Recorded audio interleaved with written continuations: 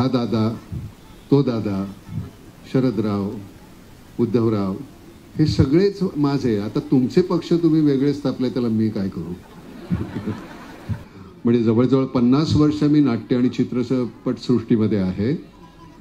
पण ह्या गेल्या 7-8 वर्षामध्ये नाममध्ये जे काम केलं, म्हणजे नट म्हणून जे सन्मान मिळाले, त्याच्यापेक्षा नाममधून जे काम केलं त्यातून समाधान मिळालं हे जास्त मोठं आहे. महाराजांचे पुतळे उभे करणं फार सोपं आहे बरं.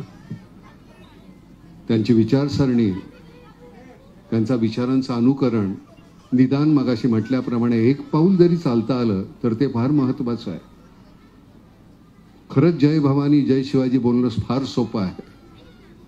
सगळ्यात महत्वाची, अगदी सगळ्यात पहिली गोष्ट म्हणजे सगळ्या धर्माच्या आणि जातीच्या मंडळींना एकत्र घेऊन हे स्वराज्य स्थापलंय महाराजांनी. कुठलीही जात नाही. म्हणजे तोफखान्यावर पोलाद खान, मुसलमान मंडळी ही तिकडं पहिली. त्यांनी शत्रूवर आघात केला, मुसलमानांवर नाही केला. त्यामुळे हे जाणून घ्या, प्रत्येकाला आपल्यामध्ये सामावून घेण्याची जी त्यांची ताकद होती, वृत्ती होती. एक असा माणूस नाही की जो कधीही त्यांच्याबद्दल अशांत असेल. प्रत्येकाला त्यांचं जे योग्य होतं माप, त्याच्यापेक्षा कितीतरी जास्त पटीनं त्यांनी त्यांच्या पदरात टाकलं.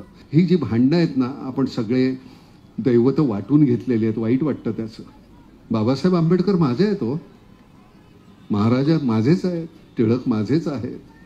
बाकीचे सगळे वाद मला खरंच विचार, माझ्या इतिहासाचा चांगला भाग मी फक्त घ्यावा, बाकीचा आहे तो काढून टाकावा.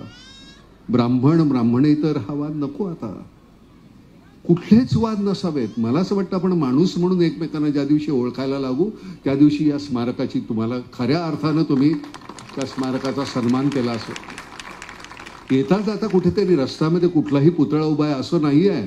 ते महाराजांचा पुतळा कुठे उभा करायचं हे कळायला पाहिजे.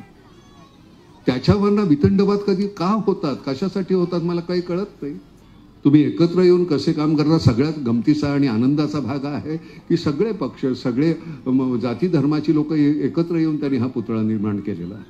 ही तर खरी गंमत आहे. प्रत्येकाला ज्यावेळी 2 वेळचं अन्न, छप्पर हे ज्या दिवशी मिळेल आणि कपडा, त्या दिवशी तुम्ही विचार करायला लागाल. विचार करायला लागल्यानंतर नेमकं कुणाला मत द्यायचं हे तुम्हाला कळेल.